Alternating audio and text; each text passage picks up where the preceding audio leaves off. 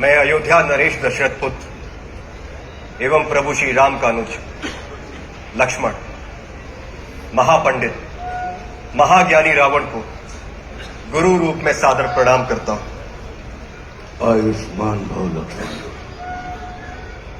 कहो, अपने जीवन की इस अंतिम लीला में मैं तुम्हारे किस हित की पूर्ति कर सकता हूं? हे महामना, नीति, धर्म, राजनीति एवं समस्त वेद शास्त्रों के ज्ञाता, आप अपने ज्ञान और अनुभवों की दीक्षा से लक्ष्मण के जीवन का मार्ग प्रशस्त करने की कृपा करें। मैं देख रहा हूं लक्ष्मण कि तुम एक योग्य शिष्य की पात्रता लेकर उपस्थित हुए। अस्तु, मैं अपने जीवन के कुछ अनुभव तुमसे अवश्य साझा करूंगा। हे सुमित्रा नंदन, अहंकार चाहे सत्ता का हो या सौंदर्य का, शक्ति का हो या भक्ति का,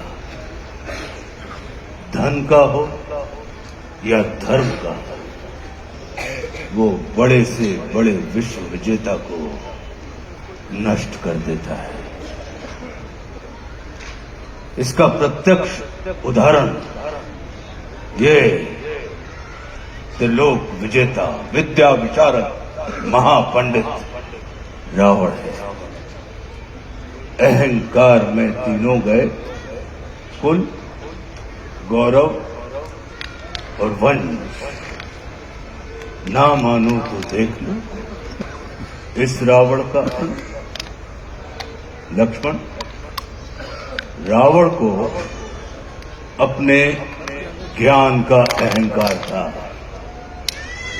और तुम्हारे भाई राम को अहंकार का ज्ञान था। लक्ष्मण, जीवन में सफल होने के लिए शत्रु दृष्टि और मित्र दृष्टि का भेद आना अनिवार्य है। मित्रता भले ही अपने समतुल्य या अपने से निम्न स्तर के व्यक्ति के साथ कर लेना, किंतु शत्रुता सदैव अपने से योग्य व्यक्ति के साथ ही ठानना, क्योंकि ये जगत हमारे व्यक्तित्व का आकलन हमारे मित्रों को देखकर नहीं, हमारे शत्रुओं को देखकर लगाता है। जितना बड़ा और गरिमापूर्ण हमारा शत्रु होता है, उतने ही बड़े और गरिमापूर्ण की ख्याति को हम प्राप्त होते हैं। देखो ना, इस जगत ने जो कुछ राम से जुड़कर प्राप्त नहीं किया, उसे रावण ने राम से लड़कर प्राप्त कर लिया। लक्ष्मण, वे हमारे शत्रु ही होते हैं जो हमारे अंदर सुप्त पड़ी हुई ऊर्जा को जागृत करने का कार्य करते हैं। हमारा शत्रु ही होता है जो हमें असुरक्षा से निकालकर सुरक्षा में जाने की प्रेरणा देता है। वो हमारा शत्रु ही होता है जो हमें अपने सीमित वृत्त से निकालकर अपने वृत्त को असीमित करने की प्रेरणा देता है। इसलिए शत्रु तिरस्कार का नहीं, नमस्कार का पात्र होता है। कभी अपने शत्रु को नमस्कार करके देखना, वो तुम्हारा परिष्कार कर देगा। लक्ष्मण, जैसे शरीर को संचालित करने वाला मस्तिष्क आकार में शरीर से बड़ा नहीं होता, गज को संचालित करने वाला अंकुश आकार में गज से बड़ा नहीं होता, वैसे ही व्यवस्था को संचालित करने वाले व्यवस्थापक को कभी भी व्यवस्था से बड़ा नहीं होना चाहिए। ये सारा नीति ज्ञान तुम्हारे भाई श्री राम तुम्हें स्वयं दे सकते थे, किंतु उन्होंने तुम्हें मेरे पास भेजा। जानते हो क्यों? लक्ष्मण, मेरी संस्कृति असुर की है, लेकिन मैं प्रकृति से एक तपस्वी हूं, साधक।